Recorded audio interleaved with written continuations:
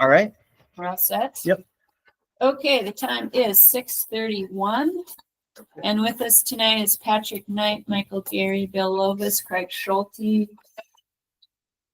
Ben Peters, myself. We have Kim Van Beck with us online, and City Attorney David Assoff. Am I missing anyone else, Patrick? I don't think so. Okay, we are all set then. Oh, we're not John tonight, though. Maybe not, huh? Yeah, I don't think so. Think so? Yeah. Okay. He's just wrapping up loose ends down there. Okay. Is there anyone here for open forum this evening? No one is here for open forum. Okay. And that means, do you have anything, Patrick, for the City Hall liquor store updates? Anything you know about that? I was down there today setting up. We have Wi-Fi down there. Yeah. That's all I know, and it looks really nice. I did take a tour last week. That was really fun. I'm gonna try to do it tomorrow. Yeah. See, 2 hours I think is open. Mm-hmm. Yeah, they're open, and everyone's scouted them out. I don't know. I just drove through there, guys. Yeah. So when I got the stoplight, it's like closed. We moved. So, that was good. Yeah, but I know Chris has been down there a lot. I've heard a few people have. And then I heard that the City Hall sign is up. Is it completely up? It's up, and I saw it lit up today. I was at the Oh, co-op, and it was dark enough to see it lit up. I have to drive by tonight then. There we go. Staff has gone through the electrical systems today or yesterday. Today they went through the plumbing and heating. And tomorrow we have another session about how things work at City Hall. One interesting thing is that some of the outlets are controlled, which means there's an occupancy sensor. And if it doesn't sense any movement, the lights will go out and those outlets will go off. So the ones that would be your normal computer ones will stay lit, but the other ones you might have something else plugged into will go off. So That's a good to know. It's like going down the hallway at Target through the cooler aisles and watching them turn off and on as you go. Is that a new code or something? Huh? Is that a new code? Electrical code? I don't know. Interesting. The sensor things are kind of nice as far as room lights off and on. Yeah. All right, thanks, Kim. Let's see. So moving right along. Oh, Patrick, I'm going to throw this in here now as well. So I saw in the utility bill the TextMyGov announcement. Do you want to make any little comment about that now in a public meeting as also to increase awareness? Yeah. If you go to our website, there's a widget that kind of hovers in the lower right hand corner, inviting you to sign up for SMS updates. So you'll just text message the number on the website, and that will opt you in to receiving any updates. And right now the updates will be things like power outages, road closures, any other type of emergencies. And then as we see what is, what positive ways we can use it, we'll add to that and grow what we can do with it in the future. But we're just encouraging people to sign up. We're going to send out the first test text message for everyone who has signed up on the 24th, I believe. Of February? Yep. Okay. How many public utility customers do we have with cell phone? Do we know? What are we short percentage wise? I think we've got 20% of our existing customers that we have cell phone numbers for, Yeah. Yeah. So do we have a continued communication plan to increase that to a I mean, higher percentage? this TextMyGov, as we keep rolling with it, we're gonna have a lot more media output about it, encouraging people to sign up. And then all of our new customers are required to not sign up for TextMyGov, but to share their contact info with us. So it will continue to grow over time. Okay. I have a downtown business coalition meeting that's next Tuesday. I'll make sure I mention that to all of them. I always try to encourage them to sign up for the e-newsletter. Yeah. But if any of the rest of you have any outlets like that, which you can make any, spread the word. Okay, anything else about that?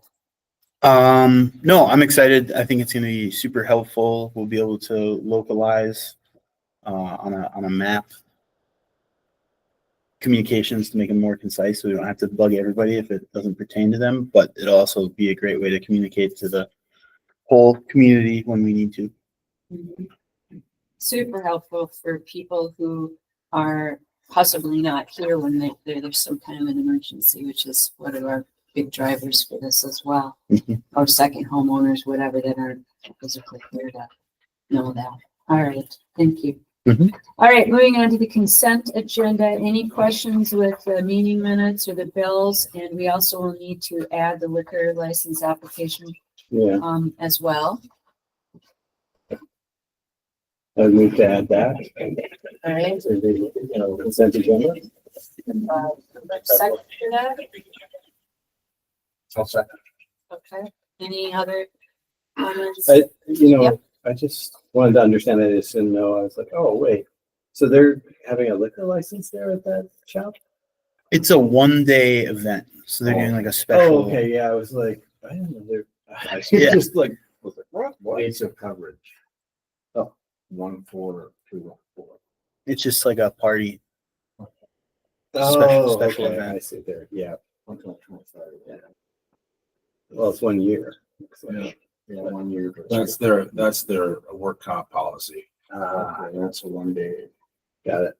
Terms for their. Oh, that. Well, you're reading spell it those out. dates of coverage up there. It's Yeah. for the work. It's insurance. Okay. Got it. Okay. This I doesn't just, really, it wasn't clear from the.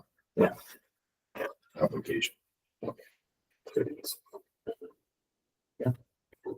That'd be all the discussion I had. Okay. Anybody, anything else on that? All right. All in favor of the consent agenda? Aye. Aye. Bye.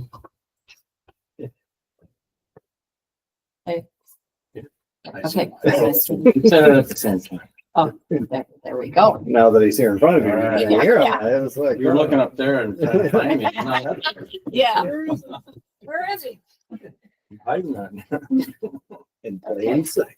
So that was unanimous for the consent agenda. How's that? And next up is the Planning Commission Report Resolution 2025-02 CCREF variance. Michael? Yeah, so as you can see, this is our third time around. Third time's a charm. Getting smaller each time, the request.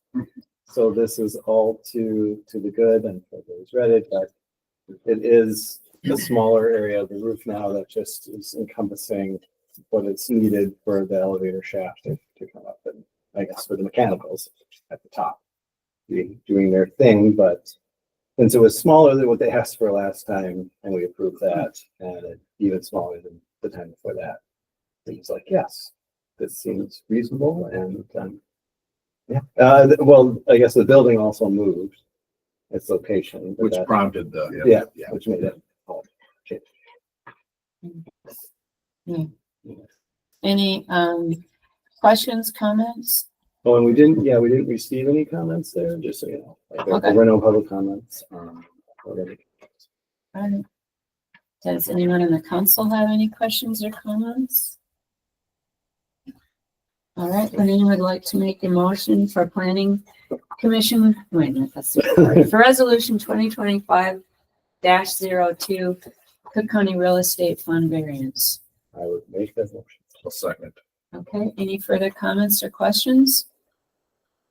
All right. All in favor for resolution 2025-02 Cook County Real Estate Fund variance? Aye. Aye. Aye. Aye. All right, and with that, it passes unanimously. Thank you. Thank Thanks you for very much. coming out the whole night. We're getting close. Yes. Good. We're signing lots of people. So. Spring will eventually arrive. Exactly. All right, Thank you. yes. Thank you. Better have a good tap here. Next, the Cook County Chamber of Commerce Service Agreement, and this, of course, pertains to the cities working with the chamber's lobbyists in efforts for our wastewater treatment plant. And a city is not allowed to have a membership into the chamber. So this is the way this handles, and instead we have a service agreement with them that Okay. basically does the same thing. And this allows us to work, such as where Mike is right now with the chamber down at the Capitol. He spent a day down there. They had things last night, today, and tonight, and I don't think anything in the morning. But anyways, it was the whole group of them down there. And they organized the meetings with the legislators, and then there's two different larger events that the chamber joins in with, and that brings some more. So that brings a good group too. Mhm. This is all about building relationships, getting to know us, the whole deal. But that's what this for. Other questions? Is this the first time we've had a service agreement with, Yes, chamber? Okay, Yeah. I was gonna say, I don't think so. we haven't done this before. Mhm. This is the first time we wanted to make use of the lobbyists for this. Yeah. We don't, in other words, we don't just join the chamber to join the chamber. In Right. in general. And this is let's see, the term is a 5 year. Is that right? I really like it. Yeah. Initial term of 5 years. Okay. Well, considering what's at stake, it seems worth it. Yeah, and we really don't know where things are heading with the legislature, federally or state-wide, and these things don't happen overnight. Right. So it's important to start building those relationships, showing up. One of the things which I don't remember if that's in here or not, but has been suggested when the legislators go on tour to look at projects, it's been suggested they come up here. And it obviously wouldn't be just for this project, but any others as well that the county is there discussing. So that would be nice if we got on the tour list and they would be here in person to actually see some of this as well. So,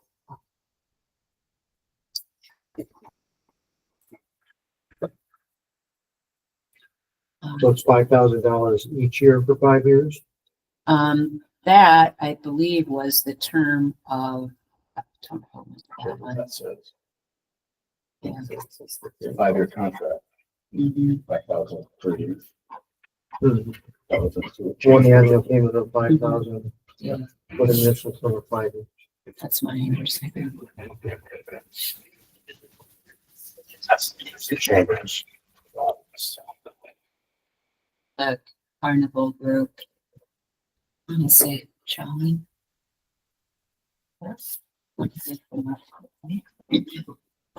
They're new lobbyists. The other woman retired that they've used all these other years. So then the chamber went through a big selection process this past year, and this is the group that they chose. And I did meet them both at the March luncheon that we had along with the county, and we sat in a group, and that was, well, Mike and I had a telephone introduction meeting with them, but we also met in person that day as well, and we discussed this and some of our other issues that the city is working on, like the East Bay and different things like that with them.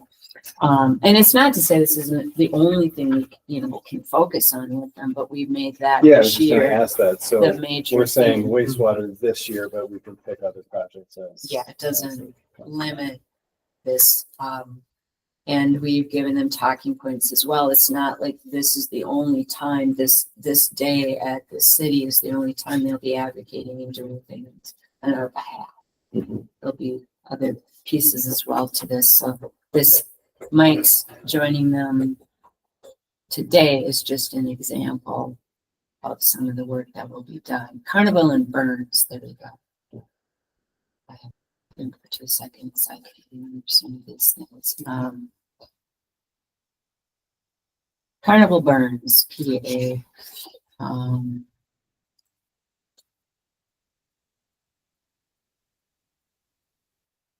Doug Carnival and John Burns are the two primaries on that. I don't know the rest of their staff. They're both attorneys, and Doug's done quite a bit legislatively in the government for a long time. He's also been very heavily involved in sports things as well, and we bio and things he's done. And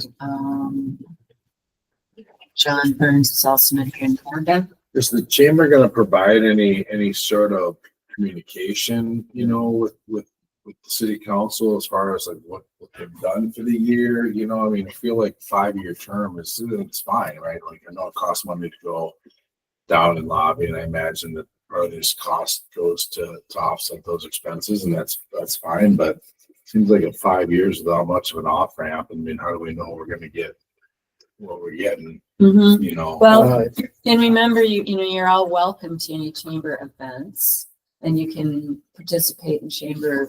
You know, you have a voice at your local chamber now as well. sure. I mean, I know tonight we're focusing on the lobbyists, but we're also sitting there as involved in the chamber as well. So you can certainly You know, I Voice thought there listening. was in here an off ramp thing. I think so. I think that, and I wouldn't speak to it, but I believe that just says we're all set for 5 years, but we don't do that. We don't have to, like, if we're not satisfied, we can, yeah, okay. No one is gonna. Yeah. Yeah. I think most groups in our community have found this a valuable way to add support for their organizations. Like Cook County Higher Ed has been very busy for quite a few years, being a regular voice at the state legislature. And in fact, Karen, I don't know if it was last year or the year before, she just testified. Yeah. In front, and it's been very beneficial for higher ed to recognize what they do for our community, and because of that, it's meant more funding directed to them so they can continue to be successful because they make a huge impact on the community, jobs, and the well-being of our community, and also, you know, all the various classes they have. So that's just one example of making sure you're a constant voice and a presence in the right arena as well to do it.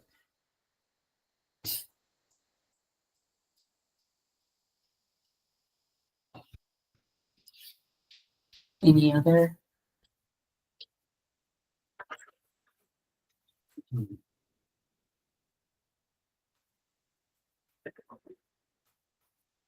Maybe we'll, to Ben's point about getting, information back. And I guess I just don't remember reading it. Maybe it said somewhere in here, but I presume that we're going to get updates to Mike. I mean, it says that Mike is the point person that Yeah. was that our expectation. Yeah. Okay. Mike should be the main. I mean, that's not to say, like I said, if anyone wants to start showing up at chamber meetings, do it. That's important. Right? Right. But you're right, we need a person to make sure you're getting that communication back. Yeah. Definitely. And Linda, Jarek, and Mike have I believe it's a monthly. I don't think it's more than monthly, but they have set meetings and have had for over 2. Mhm. So there is no reason that communications will slip Right. just because those are already set in stone. I guess though I was thinking about more with these guys. I mean, that would be something separate from Carnival guys, I would assume through the chamber. and that will just come that way through. Okay. Not that, you know, like Mike had a meeting with them to get all this set up. Mhm. I mean, they will meet directly in those instances that way when you're busy planning something. Yeah. But that's a good question. Do you want what comes directly and what gets what, or do they just use the Yeah. local chamber for communicating bigger Yeah. things, whatever? Got it. Because they do, I mean, they must render some sort of, because they mentioned the product in here, and so it seems like Yeah. there must be a thing that, yeah. Okay, that's a good one to have a better. And you know, that's another thing too. It wouldn't probably hurt even just to have Linda come to a council meeting and explain. I mean, they've been working with lobbyists for a very long time. Right, that's how they. And explain how that works for us a little bit better. Maybe that would be, would that be helpful? Yeah, some kind of progress and accountability report. Well, or just to Yeah. explain, yeah, Yeah. and to explain the process a little bit better to kind of answer some of the questions everyone's has right now in the room. Hmm. Yeah. Okay. I'm seeing this more. This is more than just being like a member of the chamber. Right, You know what I'm saying? I mean, the chamber lobbies for obviously stuff based on tourism and the things, you know, within our city or county as a whole. It's a county organization. Right. So, you know, I see this fee as more than just the fee to be a member of the chamber. I consider this fee to be more of, hey, we have a just a concern about something. We want to make sure that if the opportunity is right to, Not just if it's right to make that opportunity. well, I know. I'm Yeah, just but I saying, mean, like, it should Right. even, yeah, right, if there's opportunity, which there is when they're down there lobbying, these are things that the city is mhm, pursuing or looking at, or we have other avenues we're going besides just this, but this is one of them. yeah, because we haven't spent any time making those kind of relationships really, at the state level. We started it a little bit at the federal level. I mean, I did have one short conversation with Tina Smith, but you know, they're all gonna sync together. If the feds don't see Right. the states or us ponying up, you know, it gets to be a circular thing. We all have to have some stake in the game here. And I think a lot of this money goes directly to the lobbyist. They don't lobby for free. well, Yeah, of course, that's not. kind of- That's that's what kind of all what I in got, there. is that it paid was The services. lobbyist actually bills us. That's what I mean. Yeah. Yeah, it's paid direct to the Yeah. lobbyist, so, you know. But yeah, I mean, I do, you know, so we get Mike down there. I was going to go on March 6th. I don't know if that's gonna work. But Was that day in the hill? yeah, for the League of Minnesota Cities. But we probably do need to find other avenues, and probably all of us need to have more involvement in this because it isn't gonna happen overnight. Mm. And just to say this is Mike's thing to do, I don't think, you know, that's a lot. And I think it's gonna take other ways of communicating and making those relationships, and this is a good start. But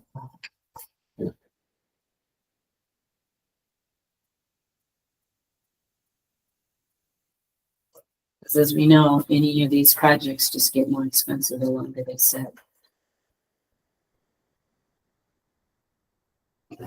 And we already have one idea of what this will cost that's already over 2 years old. Would this be 3 years old? Yeah, it's kind of bad. And that first We have that consultant that you see him getting. It wasn't more than, yeah, it was a couple of years ago. This year, last year. Yeah, because I think like they've done. 'Cause we were gonna do a bunch of work down there and then we decided the order thing, we're gonna spend some money and get this fixed. Well, then things change and then all of a sudden it,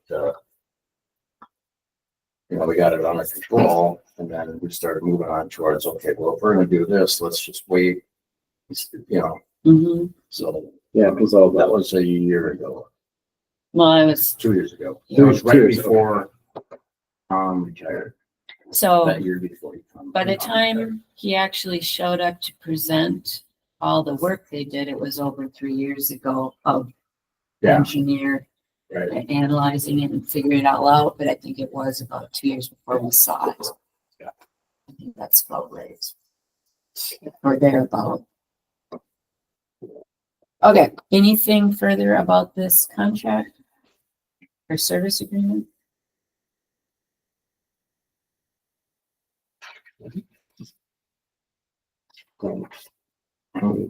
in a motion on that. Okay, if there's anything else you want me to note or questions you want me to ask, I've got one down. Please come and explain to us in general, just a little bit about Yeah. what this really means and how this all works. And then clarifying the kind of communications we would get directly. Yeah. from Carnival. Yeah, from the lobbyists, yes. Yeah. Hear that. Okay. All right, yes, a motion, please. Make a motion to approve this service agreement with the Cook County Chamber of Commerce. Is there a second for that? Second it. All right. All in favor of the Cook County Chamber of Commerce Service Agreement?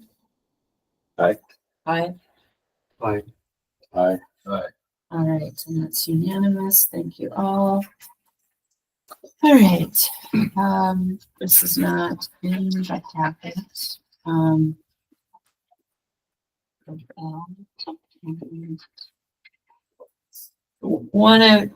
I don't know if you guys have noticed recently, but it looks like they're ready to start rolling out the licenses a little bit sooner for cannabis, and they put them back together again. So there's 75 social equity, and I'm talking just about retail, 75 for social equity and 75 for the general market.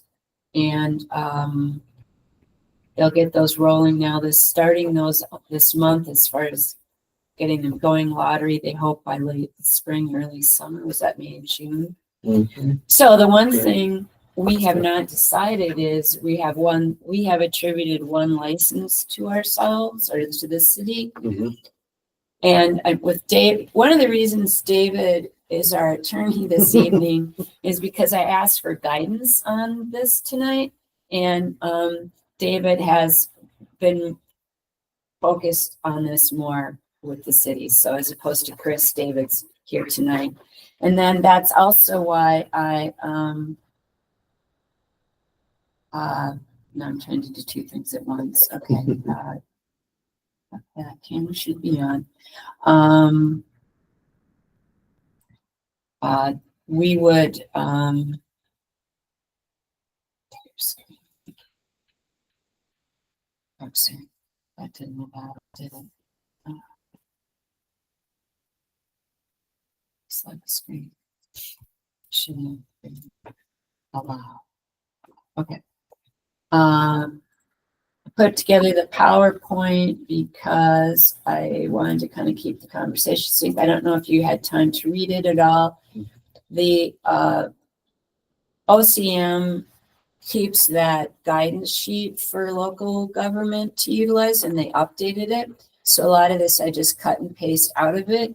This first piece just basically comes from OCM's FAQs and just highlights once again some of our options: first come, first serve, rolling approvals.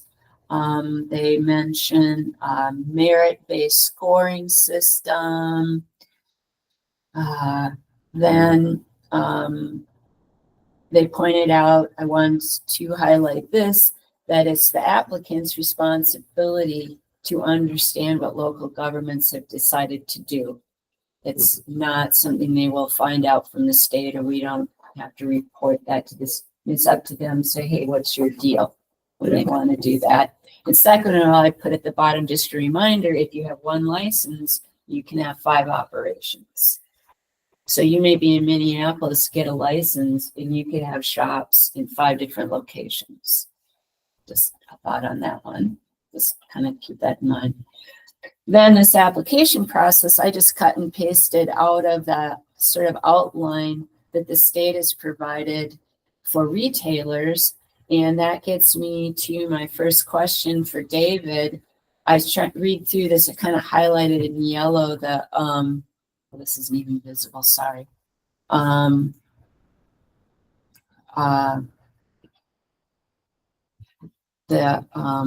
Where do we fit in here?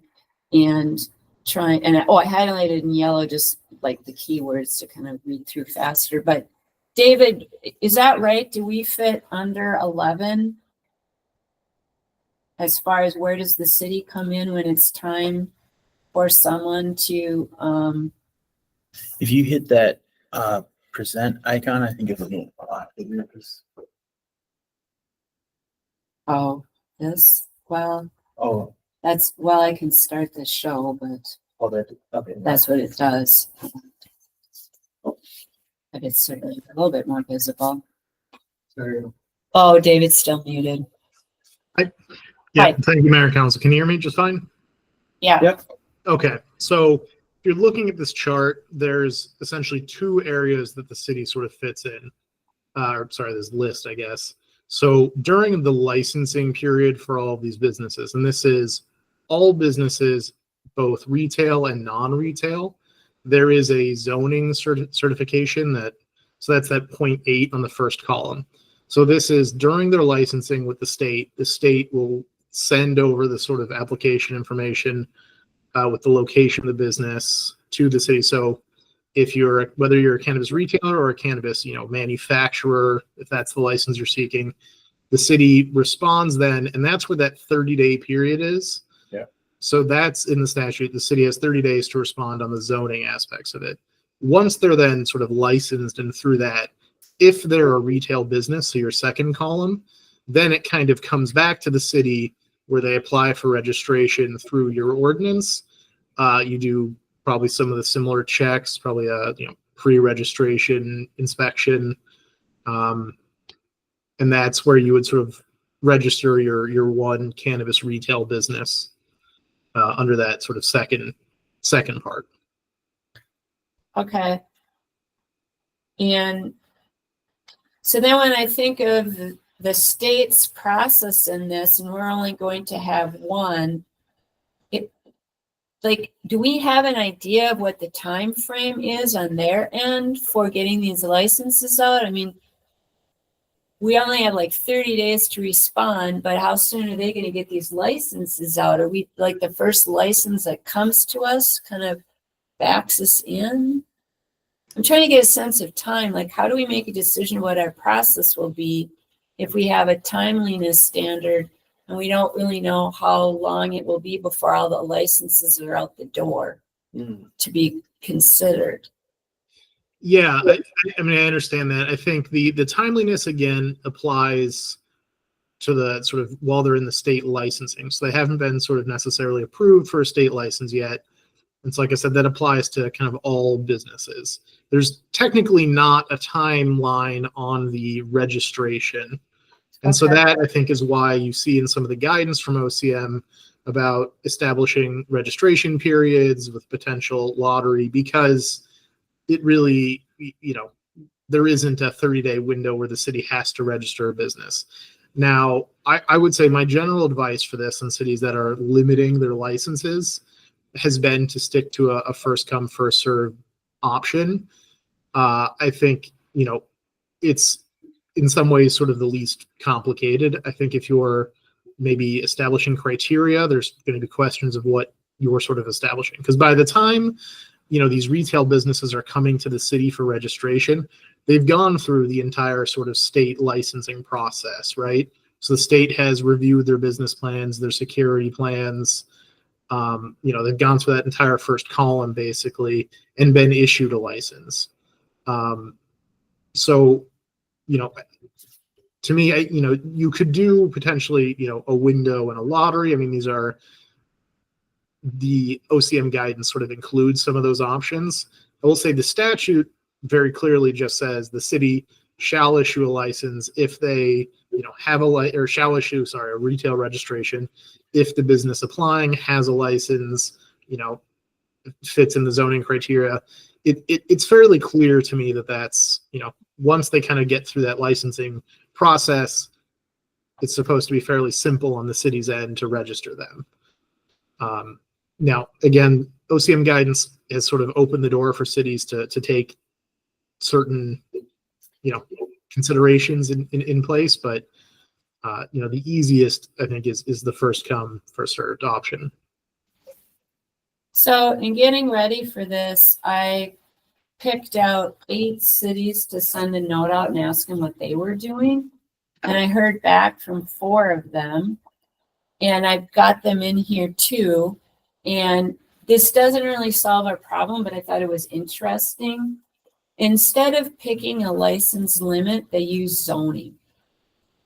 And so the city of Alexandria basically said that any cannabis business can't be within 1,000 feet of another cannabis business in the zone that they're allowed to have a business. And then Detroit Lakes did the same thing, but their buffer was 5,000. And I suppose you need to do that relative to the size of your area, right? Yeah. But once again, it still doesn't totally solve our deal. But I found it interesting. And then David, you maybe already knew this, but I just learned this today reading the Star Tribune that the tribes will probably get their licenses out the door sooner. Yep. I sent you that. And then they, of course, have the 5 retail, but they are exempt from these zoning restrictions. So if you were the city of, if I read this right, and David let me know, but if you were Detroit Lakes or Alexandria, then the zoning, if your zoning was more restrictive than the state's, they don't have to follow them. So they do have to follow the basic zoning that the state says. So 5,000. So I found that interesting. And plus there's other things like they're exempt. I didn't get to read that, I'm afraid, but that strikes me as, because hasn't the state given us that ability? And so we would be, in essence, we should be on the same level as the state. So when the reservation comes in, that should be same. So they should not be able to do it. That's what I would say. But Mr. David, what do you say to that? Did I read that right? I have to apologize. I didn't have time today. I saw the article come through. I haven't read it. I can review it and provide the council with information maybe after this meeting, once I've had an opportunity. We've been getting sort of updates, I think, pretty regularly from OCM these days. So trying to keep up with everything. But so I can provide, maybe a sort of further analysis of that to the council later in the week. And no sales tax. Change on zoning. There was one more. I mean, I can see the tax thing of that, but I mean, I suppose there's registration and that kind of thing. Well, this whole brand new department should be able to pay for itself from sales tax, and you benefiting if you're running an operation, then all these, compliance checks and whatever, they all cost money to do, and that's where they're getting the money. What are they taxing? What rate? 10%? What's it? Yeah. And 20% of that comes back to us. And they tax cigarettes 100%. So, Figure that out. well, then you probably are great in volume. That's the size. Why isn't it taxed like 100%?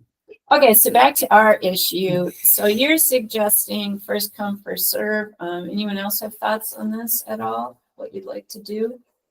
I know initially there was commentary about, how do we help our local businesses in this whole process? I know, and that certainly was where I was coming from, because I'm like, okay, so we're screwed. Or not screwed, but we have to have one. And so if we have to have one, it would seem great if we could make sure it was somebody local, if we could. And it doesn't seem like that's gonna be a thing. So I'm I do feel like the first come, first served makes sense. It's simplest, easiest, and you know, The only way that you could maybe get some preference points allotted to locals would be through some sort of a merit system. right. And we'd have to set it up and we'd have to show like, oh, we're being this and that. Yeah, but it's doable, right? Like that's, if that's a priority, Yeah. then it's. No, yeah, you're not wrong. I mean, it is.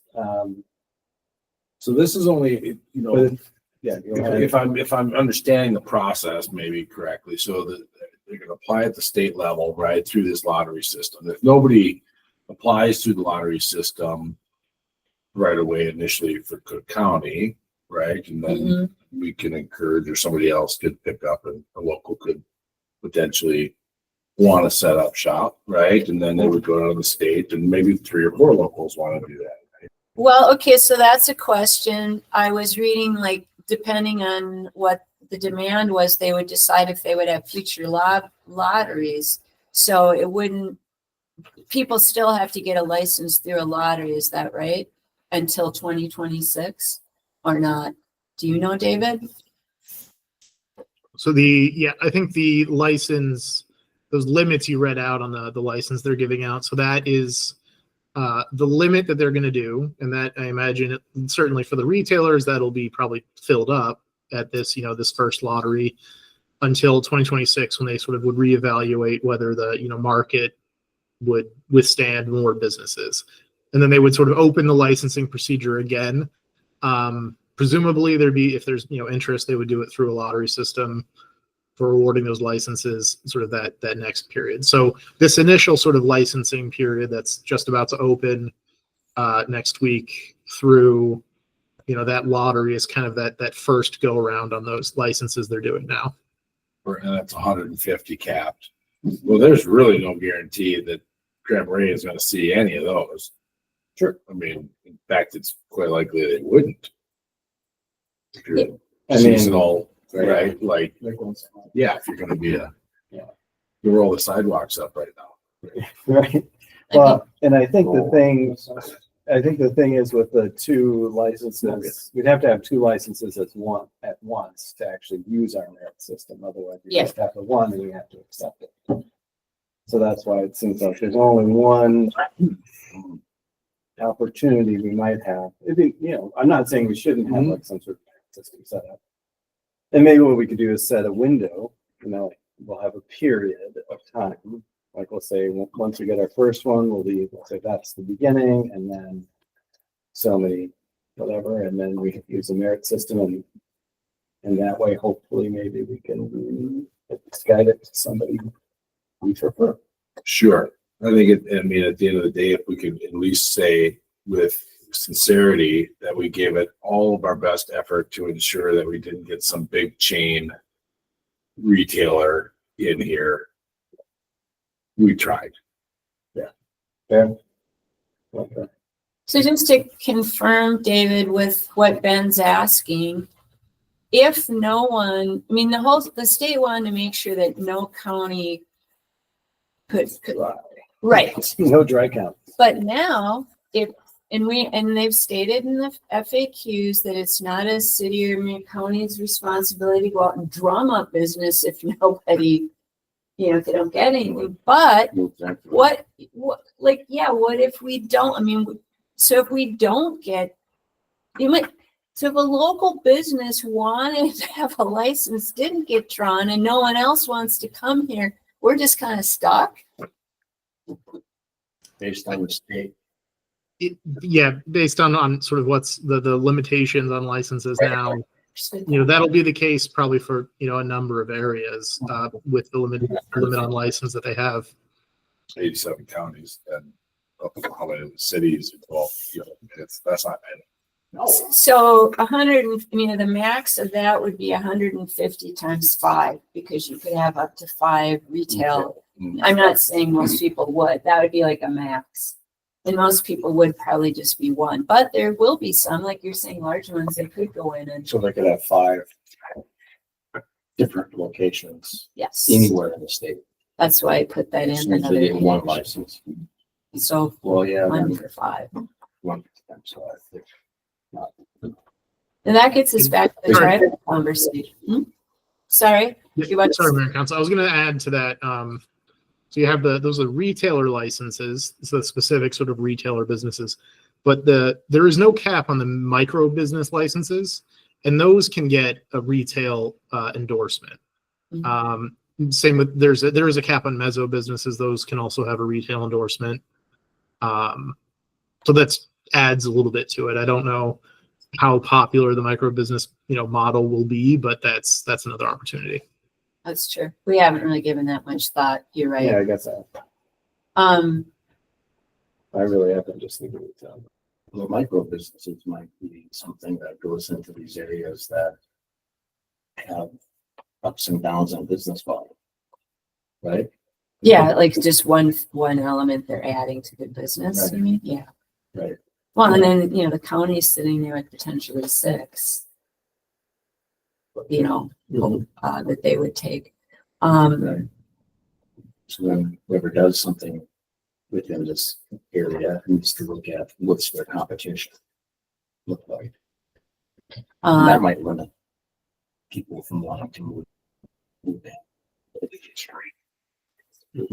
That was another interesting part of the article this morning. It's one that caught my eye first, is because I don't want to misspeak on this, so David, you can stop me, but the tribal governments have already been operating.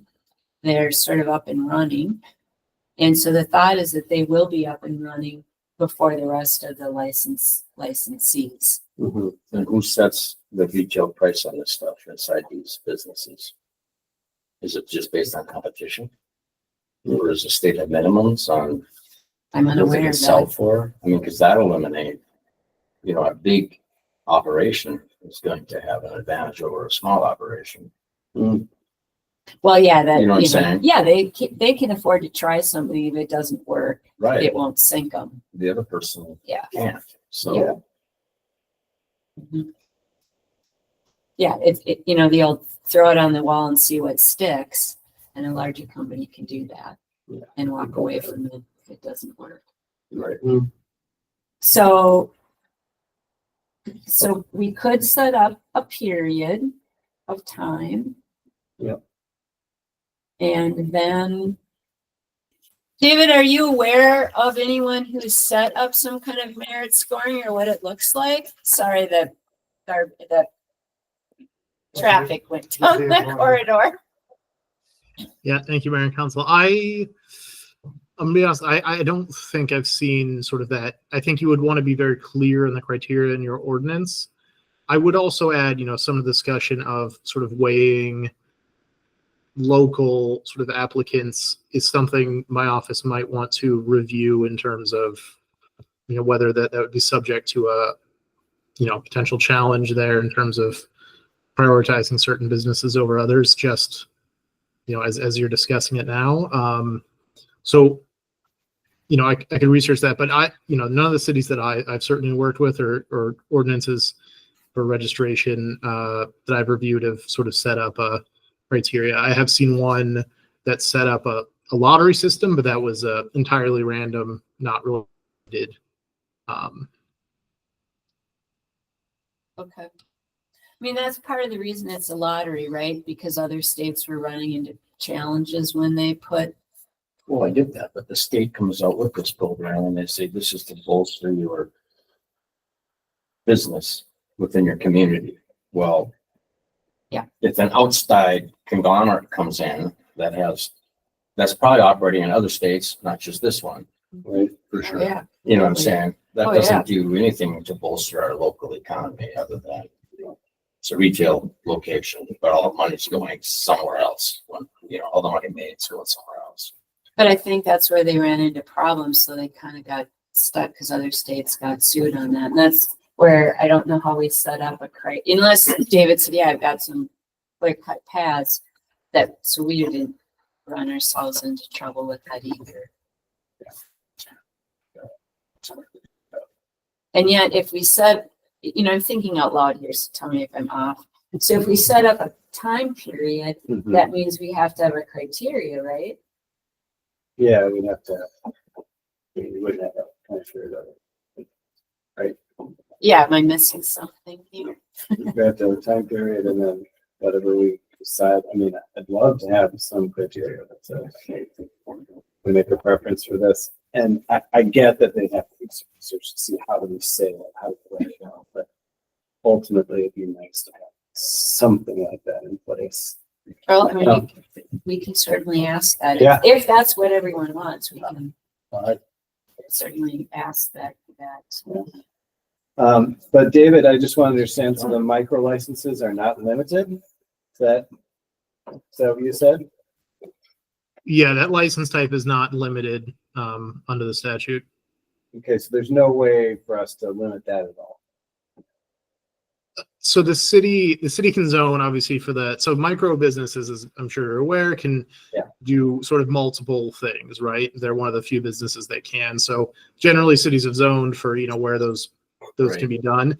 If they're endorsed for retail and they're planning on making retail sales in the city, they would be subject to your registration ordinance. And so if you have a micro business that sets up and is retail and registers with the city, that would be your one retail business based on your ordinance. Got it. Obviously, the city can amend its ordinance if it would like to add more retail businesses, but if it's limited to one, that would include that micro business. Oh, I was So- unaware of that. I thought it only had to be the retail license. Well, it's because of the endorsement, right? It's that retail endorsement, which kind of switches. So what's the difference between a retail and a micro? What's the micro? Is it based on the square footage of the footprint of the business or what they're offering or their volume? What's a micro business versus one as a retail? Yeah, so if I might jump in there. So the Please. retailer can only do basically, that's what you picture as your sort of dispensary, right? You Right. get a retailer license, you can operate, up to 5 of these essentially dispensary locations you can buy and then sell to customers. A micro business can, based on sort of footprint, can do cultivation if it gets an endorsement. It can do manufacturing if it gets an endorsement, but it is a smaller sort of scale business. And then it can also do retail. Micro business is also the one business that can have on-site consumption, again, if it gets an endorsement from the state for on-site consumption.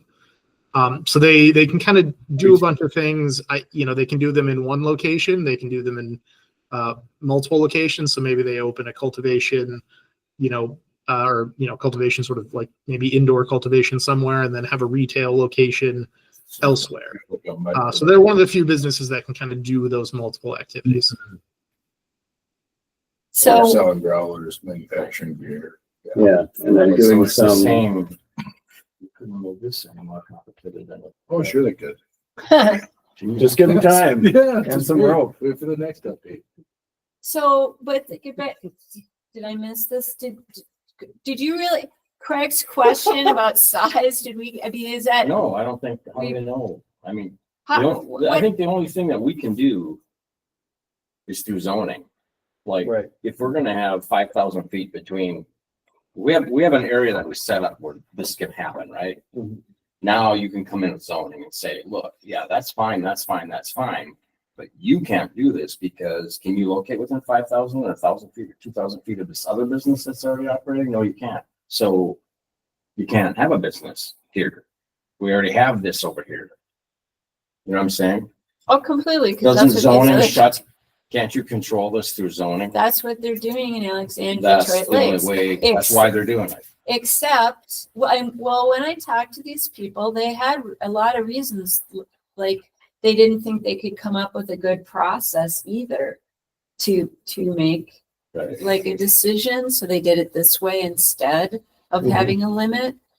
Was one of them. They said lots of conversation Oh, I about see. this. Rather than having a limit to begin with, But they they're just two said different 5,000 conversations, feet. right? It's, Yes. yeah, Yeah, we're having yeah. two different conversations. One is just revolving around how many establishments you're gonna have in your city. The other one is the criteria, but you're gonna select which ones. Yes. Right. Get the Get the license. Get the Yeah. license.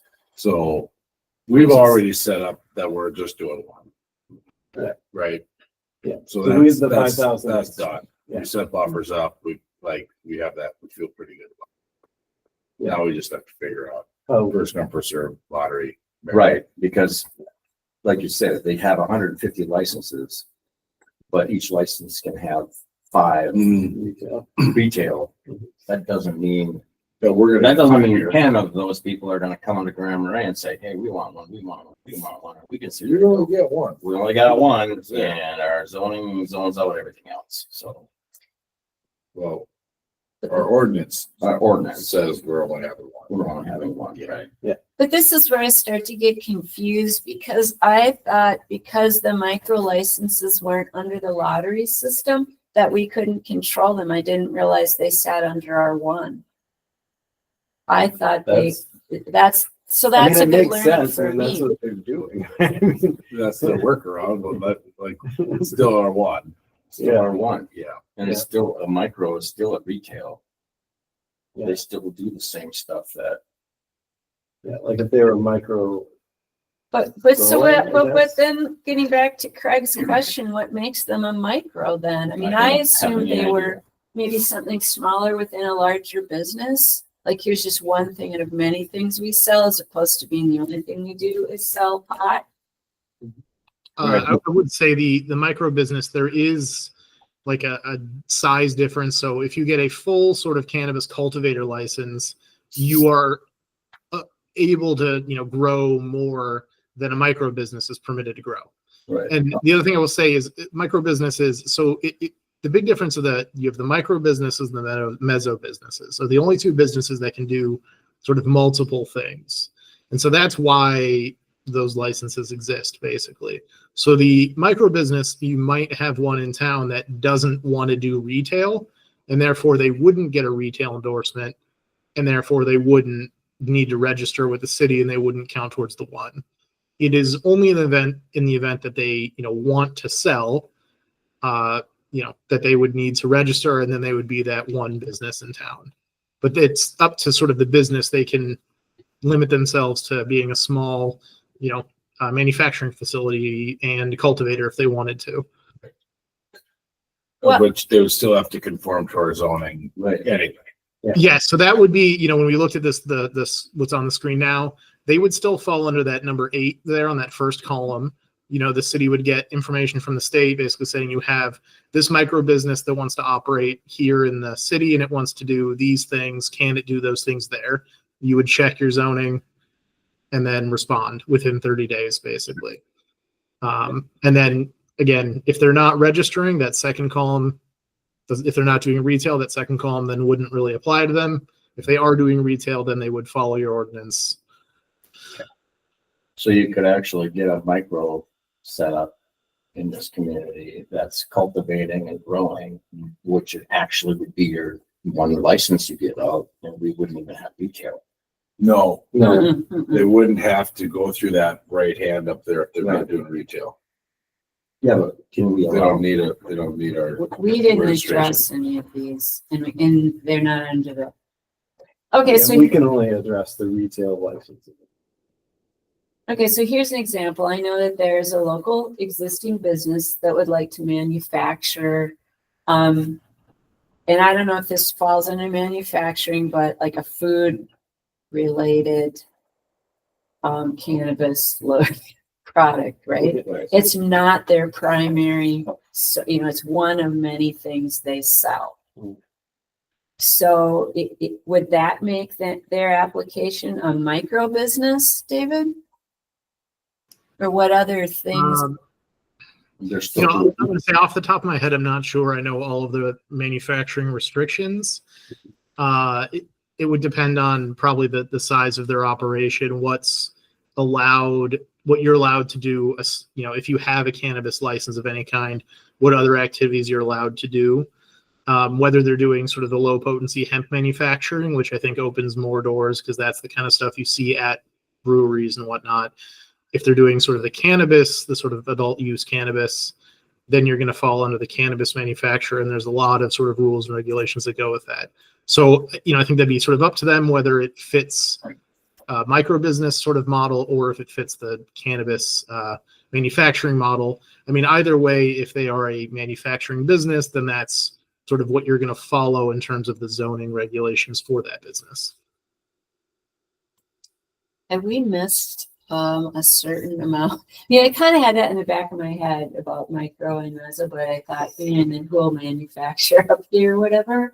But now that I realize I think this makes sense. If you wanted to put it in a food product, you're a manufacturer, right? Or no?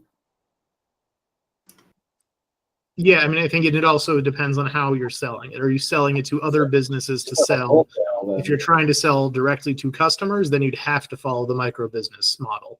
And the retail. And you'd have to register retail, yes. Yeah, you have to be retail recycled. You could make a bunch of brownies and wholesale them, Or Deliver them retail to them. or what? but then that's our one. Okay. Now that's an interesting concept because it has been brought up by local businesses already, which to me doesn't feel like a dispensary. Yeah, but the person who sells that product has to have a license to sell it. Right. You can't just. No, that's what I mean. But Right. then if that falls under our one, Mhm. which I'm thinking we're limiting one dispensary I mean, not be a versus dispensary. someone. Yeah, I understand what you're saying. Yeah. Yeah, well, yeah, Because you oh, I gotta see what you're wait and saying. You're see how talking the about lottery this. shakes out, but Yeah, so you're talking about the scale of it. You're saying like it could just be somebody doing brownies wholesale and then they get a retail license. And that's our one. Got it. But I see what what we were envisioning was a full dispensary of one. Does that, do you know what I mean? Yeah. Like all of a sudden my head's going in different directions. no, that's what we were talking about, but we also left ourselves some opportunity by saying we wanted one to start with and re-envision this. Yeah, as we're it not limited. progresses, right? Like, Yeah, we're saying like we one, can change our mind. that makes sense. So then another scenario, as Ben has said, what if no one comes through from the license, but someone comes through then on a micro and asks for a retail endorsement? How will they be able to do that sooner than a lottery Oh, good question. business? Or is the time frame the same? I'm not sure on that. That is one of the sort of gaps I've been kind of thinking about in terms of how the endorsement works versus the lottery for licensing. It's, as far as I can tell, it's not been sort of addressed in the statute. Presumably at the time that they sort of apply to the state, they would be seeking that endorsement at that time because they need to, if you're a micro business or a meso business, they need to communicate obviously to the city what activities they're planning on doing in order for the city to respond. And those, again, they've said those businesses won't be in the lottery. So, I haven't seen information sort of clarifying that, but I can look into it and see if there's sort of follow up on that. I will say I don't know if it's necessary, but if you're a micro business, as you described, and you're sort of creating a product and you want to have a retail part of your business, and so you register, you are allowed to also purchase products from other businesses to sell. So it wouldn't be that you are limited only to what you create at your micro business, what you're manufacturing. You'd be able to buy sort of products from other cannabis businesses to then sell, in Grand Marais, if you're a registered retail business. Okay. All right. Seems like to me it would be a priority for the state to be looking at the lottery and the retail because half of those are already been selected through social justice or social, right? So Social equity. yeah. Mhm. So it seems like they've already prioritized that. So why then let a workaround through micro business and meso business that take up and eat up those spots that are available for those retail establishments? Yeah, that's not what we're saying. I would say sorry, No, go ahead, David. Council, just to jump in, the meso businesses are sort of limited, so those licenses would have to go through the same lottery period at this time. The only one that wouldn't of these is sort of the micro business, of the ones that can retail. Yeah, So the micro business is not in the lottery. right. But if the micro business gets a retail endorsement, that's our one. Is that right, David? If it appears to me that that would be the potential. I think, Okay. as you've stated, part of the question, and maybe, I could seek clarity from the OCM on this, but I haven't seen any yet in terms of the timing of that endorsement versus timing of the retail lottery. Because I think the point you're making to me seems to be the case, basically. Okay. And I just see a huge, and maybe I just still don't have a good vision of what is a micro business, but I can see people either manufacturing or, as David just said, as an example, purchasing manufactured products, but just at a small scale, not a full dispensary. And I envisioned that we were restricting a full dispensary because I can see and already know there are local businesses who have interest in. I think the micro model is a little deceptive because it's actually potentially incredibly comprehensive, Right. covering everything It's about still the retail. product, right? And, Yeah. and your endorsement. So like it's a little misleading, Right. the term micro. Yeah. The term, why have it Yeah. To work around. I mean, my vision of a full retail would be a full retail. You can walk in, pick out whatever you want and still buy manufactured products Yeah. that are coming from other places that are, so it's like you get the same thing happening two different ways. Yeah, just about the time you think you're getting your path set pretty well. Yeah. And then this whole thing with the fact that the tribal groups will probably be out in front of everyone else just Correct. because of basic readiness. Okay. Where does that leave everyone too? Yeah, well, it's gonna do that, but finding out more about that tax and business is really important. So we have a list of questions, right? Yeah, I mean, I felt like we were pretty clear that, insofar as we can do it, that we would have some criteria for who we would choose over another. We would create a period in which to make those decisions. Look at that. If that at least, so David, could we ask you to give us some guidance on this so we can determine if that's a good path to take or not? Or and also to help us decide if you can learn more about the timing of all of this, how it's going to be in real, micro and these lottery retail licenses, so we can just make some better decisions here. Yeah, you'd like some written guidance for the council on some of this. Yeah, to help Hearing. us out, Sure. so we can make that a better decision. Yeah.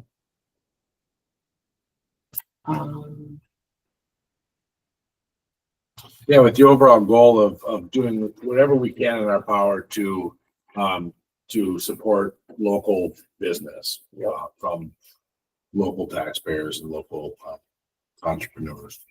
Yep. To whatever capacity we can do that legally.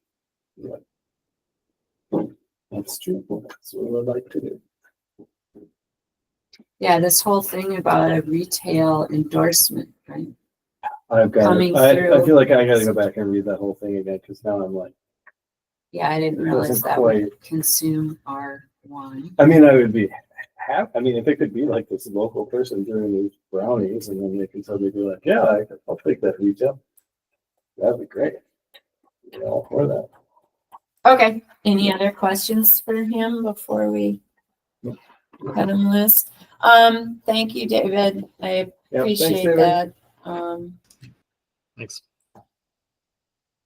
Yeah, and the other thing I just wanted to bring up, did anybody read their North Shore Journal this past week on page 5? Is that So jobs, licensing? Yeah. And so, what did they go with? well, it's interesting. This gets back instead to our earlier piece when we were deciding, remember, if the county, the city, do we have to have our own? Could we have 0? Right. And the thought was we can't. It's exactly the opposite of what they did. And this is just quoting the statute. I mean, this isn't even just conversation. So they, in their statute, clearly say we have satisfied that in Lake County based, here's our population limit. This has been satisfied because the city of Two Harbors has 1, so Silver Bay will have 0. Oh, okay, yeah. So it isn't our question tonight, Yeah, but we took Because I a think that different, was our question though. at Yeah, one point, and Yeah. we took a different approach to sure. But I think, yeah, but they're in the same county. county, so that's why they Two could, cities in the same county. yeah, so that's why they could say no. And we- Well, I mean, I don't know if it's 2 cities as much as the fact that the whole deal was as a governing piece, for a better way to say it, if we decided to have our own ordinance, the logic was given to us, then we have to sit under that of saying, we can't say no, we can't say 0, we can't say no, completely no. That it isn't based on, they're saying the whole county's population, limit them to 1 as well. Somebody already picked it up and they can utilize that. And that's good enough for them. Yeah. that's what I Yeah, mean. and it could have been the county, and we took a different approach. And I was never totally clear what, I wasn't sure I cared what the answer was. I just cared about the logic. Yeah, that's why we did it. Because we could. I thought we couldn't say 0 because then it opened it up to how many? So they took a different approach. David, have you run into this with do you represent any other smaller communities like us? Yeah, I mean, I think if I'm understanding this discussion, there is, under the, one of the statutes that provides the city some authority there. So where you have, the limit on the city, you must, register 1 per 12,500. There's also a provision under there that says if there's 1 per 12,500 registered in the county, then the city is not required to register 1. So if you're in a county, if you're in a smaller city in a county with enough, then the city could reject it. So that is an option. If there's one that sets up elsewhere in your county, the city, I think you would want to specify that in your ordinance that you wouldn't be required to register a business if, there's 1 per 12,500 in your county. So, okay. We don't have 12,000. Right. We have half of that. So that goes against. So wait, so that means that if somebody in Cook County or somewhere in the county opens up an establishment, we can say we're 0. They don't have to open it, they just have to have the Which the option county to has have a license. said they want to go have 6. 6, right? So we could say we don't want to do any. We could say that. Yes. That was the thing we talked about earlier, Yeah. and then the guidance from, whatever, I'm not gonna go there. The guidance that I Typically. heard was that we can't say no because then we will have a situation where Yeah. it'd be Yeah. unlimited. And it might do because Could be it's been a unlimited. moving target or whatever, right? Yeah, and if I might, you wouldn't be able to say no until there is one registered in the county. Okay. Until that. So if the first one that wants to register in your county wants to register in Grand Marais, you would still have to abide by that 1 limit. Right. It's just once things get going, if one established elsewhere, you would have had the option, or do have the option, if you want to amend your ordinance to say that you won't have to register 1 if there's It one doesn't above. count. Oh, that's right. That doesn't Municipals count. don't as count That's for year right. 1. Oh. Okay, so I Can't think count or don't we- count? can't count. Yeah. If you have a dispensary That article doesn't in a make city sense. owned No municipal, license so is it bad. doesn't count. Right. Yeah. To meaning year 1 in the count. So in the county, we Or could. maybe they just knew since the county itself, since Lake County was gonna say yes, that they could say no. They just did this recently, and the 2 Harbors was already, Yes. Oh, Oh, I see. They So are 2 Harbors listed, already so said- they're yeah, they're all. That's interesting. Yeah, they know 2 Harbors is going to get one, so then sure. And they figure out. there's that. No. Well, I Be like think, if we knew Lutzen was getting one. But we say- can write that into our ordinance. I think that's what David is saying, that we can say like, if one goes to Lutzen, Yeah. then we're out. Yeah. but that's still different lot. just back to the logic part of it, that's not what we presented earlier. They said the minute we did our own ordinance, we were back under having to follow the 1 per 12,000 just because we set up our own ordinance. If we'd sat with the county, That was the the logic. Yes. So like that was kind of. Oh, sorry. Yeah, David? Sorry, I just wanted to jump in. I think part of that is, if the city had delegated the authority to the county to register, then the county would be the local government unit that would determine those limits. So you would lose the ability to determine your limits had you delegated your authority. Because you didn't, then the city can set sort of its limits within the city. But even if the city, as it has, kept that authority to register the businesses, there is that sort of out to say, if there is 1 per 12,500 in Cook County, the city should not be required to register a retail business. Yes, that sounds perfect. Okay, well, It gives let's, us an opportunity to review, right? Yeah, I mean, we don't have to say no, but at least it We gives don't us have an to say opportunity. yes. Right, that's what, Yeah, yeah, that's a good thing. that would be a good thing. okay, so when you're giving us written guidance, could you kind of let us know if but that doesn't mean that then we say we have 1, but in this, if we set up a period, we can't all of a sudden say, hey, we changed our mind. Well, we can change it. Well, I mean, Well, if our, You mean if the time period, like the clock has started, somebody put in their application, the clock has started, Right. and then the county gets one? yeah, we can't then just say, oh, we changed. I would say we can. Especially if it's in our ordinance. I mean, if our ordinance says like, Well, that's what, yeah, we'd have to change what we've written. yeah, Yeah. or we would just add. We would have to change it, but that's it's worth doing. Yeah, I just meant like as it sits right now, Yeah, we right. couldn't do it. Correct. but- Yeah, yes, you're right. That is not in there. We would can't have do it, to- but we could do it. But in light of that information, I think it's worth having a broader discussion specific to that. Yeah. And revisiting that, the cannabis ordinance. All right, if you could put that in writing for us too, David, so we don't goof ourselves up the next time having this conversation again. That would be helpful. Sure. David Lindblich. Do we have any other questions for him this evening? We thought he thought he was done. I think we need to Thank you. You've been clarify. very, very helpful. Really appreciate it. Thank you. Okay, so that was a super good conversation with a lot of learning all the way around. Okay, council and staff reports. I'll go first. Okay, Nothing. okay. So how was the North House offsite you went to? Didn't you say a couple weeks ago you were going to, they're having an offsite? Yeah, I didn't make it. Okay. They had their, no, they had actually a great guest speaker. I've heard really good things. I talked to several board members and they had a great time. It was a board retreat. Oh. And they had some really, they're doing some good work and they, just went through their budget process as well. And we're plugging in with them to get straightened on that. And, yeah, they're anticipating a busy summer and that's good. Okay. Yeah. Have we had any conversations about the lease? Going back to that, we're in that mode right now. We're making that acting towards a new path with North House on that. Get back to the table. Okay. Okay, and that was it, right? Yeah. Okay. Yeah. Craig, No. park board, Art, I was in the hospital on those 2 meetings.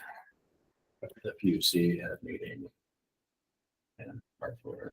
The only thing I know that came out of the park board was the something coming to the city council on something that they approved. So if it comes to us, final decision.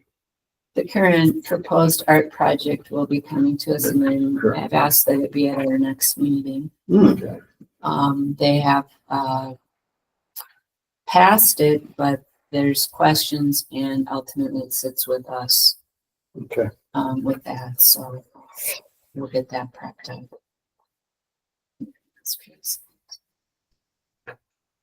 No. I had emergency preparedness Oh, good deal. and yeah, it was kind of what they were talking about a lot tied in with our last work session about infrastructure, I would say. I mean, they were talking a lot about uh, emergency centers, like when the power outage happened, you know, how to plan for that, where to go. One thing that I found interesting, they were under the impression that the city has a portable generator that can be brought on site. Not portable, not portable. We have a large generator. Yeah, that makes it very loud. No, we have city backup, which Right. will, We got the power plant, we got the power plant, Yeah. that'll. but they're talking about a mobile unit, so. What was the one behind the community center that there were problems? Was that a city-owned one? That last big storm a couple years ago, that was one of the comments with these generators that nobody was keeping Oh, they did. Right. right. And I don't know if any of those were city-owned. No, we don't have any separate generators other than what businesses have, like the courthouse has, the hospital. has. Right, so, I'm not aware of any city hall. I found that interesting. I said, well, that will be something for me to talk to Mike about because I've not heard about that. And then I wrote a note to Sal, and when they asked me to comment, I said, well, it'd be kind of nice to know how many fully supported facilities we have. I mean, we got law enforcement, we got the hospital, we got the clinic, we have the courthouse, Community center. but unreliable. Right. Does the community center have a generator? That's, I It's thought on the was, city public utility, right? I don't think they have a standalone. They don't have standalone. No, but So they that are on makes- the city backup. Yeah, what happened up there was a plow hit that. There's a transmission line, right? There was a line coming out of the ground going up a pole by the Quonset hut garage, and somebody plowed and cut right through that line. That's what cut off that power for that a couple of winters ago.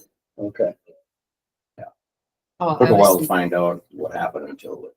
So anyhow, there was that, and then they had this project they call the Mainlink project, which is, I guess, kind of like, I would say like Firewise or something where they want to get these little things distributed where you can look at, see what to do, where to go, you know, how to contact.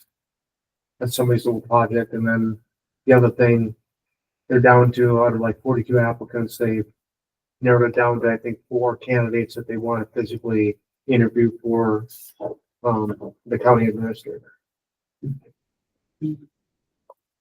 So,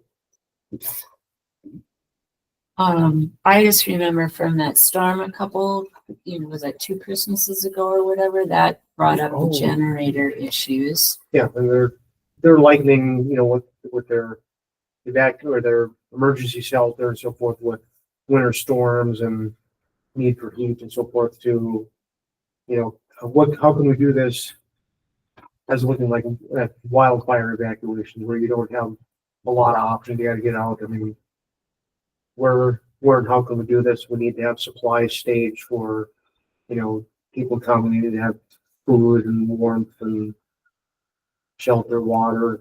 And that's where the community center comes in, Yeah. right? That could feasibly have a standalone. So you have to go off grid. That's the problem. You can't take.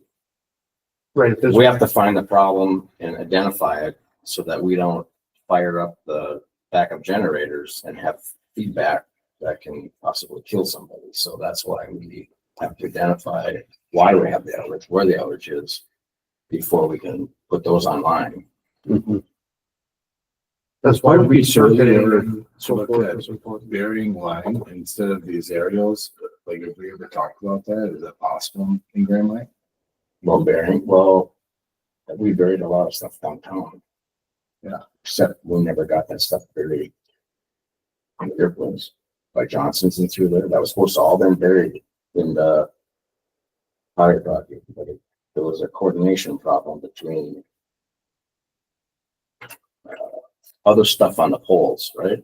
That we don't own, that we don't have, Oh, and the timing of getting that stuff, CenturyLink and broadband. and all kinds of that. junk on the poles. Okay, well, I know we're always burying stuff. Yeah. It's kind of an ongoing We project. cleaned up downtown quite a bit.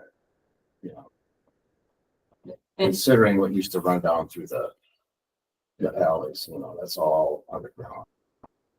you just meant in general, Just in utilities buried. Yeah, everywhere. right, Yeah, just yeah. in general, Just because yeah. every, I mean, some of these trees as they're growing up, and as you know, a tree board, it's like they're breaking off and they're, you know, Right. some of them are not in good And I shape, should- but it's causing a lot of problems, and running 2 or 3 guys at our electric company it's too much work Well, that's to keep a up with that, right? major reason why this is all set up. Yeah. Was because of these storms and trying to get rid of these trees that we know should go and the whole deal.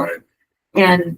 But then there's always the cost, right? And our rocky thing of getting, it's Yeah, the rock expensive. does, that's why we had to do that last thing, yes. Yeah. Yeah, So- anyway, I just was Yeah. curious about that. No, I think it's Yeah. really Be awesome. huge. Yeah. If we could get that, so less people would be affected when these things happen. It would be- Well, that's fodder for the lobbying group to work on. Oh, well, We could fold it into our conversation about utilities in general. and, Infrastructure in general, yeah. that For gets sure. us back to Mike Keyport, because under his organization through FEMA, there is money for that. And he's told us that. I don't know how much we've ever actively looked, what does this mean? How do we apply for this? Yeah, But he said So there is FEMA money money about for, bury for lines. bearing lines. yeah. No, Yeah, and so it's- that's my comment to the tree board people too, like, well, so where can you plant new trees? I mean, look at all the stuff that's in the ground and more that's coming, and now you okayed with planting only smaller lots. It still has the infrastructure needing to get to these buildings, Right, it's Less more open places for- lines if they're not buried. less places for roots and more hazards for trees to hit when they blow over, if you only got 8 feet of space, it's not a lot of space for utilities and trees and roots and not falling on something that matters, so. yeah, So it's not an easy way to. Go off grid. well, so a couple years ago, I read it, I can't remember if it's Vermont or New Hampshire, same problem as us, too expensive to bury all these lines, same thing, rock and whatever, right? So they are investing more in actually helping homes have batteries to store power, so that if there is a power outage, they can go for a while until the lines can be, cleared or set up again. And then I just happened to catch, it was in NPR, it's a little bit bigger scale, and that's kind of where the future around electric's headed to. But the same thing, let's say you have an electric car and you have your battery charger and you have some storage capacity, whatever. They instead of once again building up these big transmission lines, you store some of that there and generate. And then when it needs to be, it can be released back out into the power system. And also they're setting up intermittent cutoffs. So like this isn't us, but if you're anywhere else and it's hot in the summertime, your air conditioning, they can tap into individual homes and give them a 15-minute cut. And all that just, you have to read the articles. I never remember numbers, but it's a huge cost savings, and not even cost, but just lessening the infrastructure needs on a system, because there's no way we can build out these systems fast enough to meet the demands. And it also plays in to the internet, the data centers, and they're a huge draw on water and electricity. But be another way to help manage some of that. It was an interesting read, but it also tied into the same concept Vermont is doing, because they have a terrain similar to us, like make people independently able to handle, help be part of the solution, as opposed to thinking it's out here in a central system. I guess it's my easiest way to say that.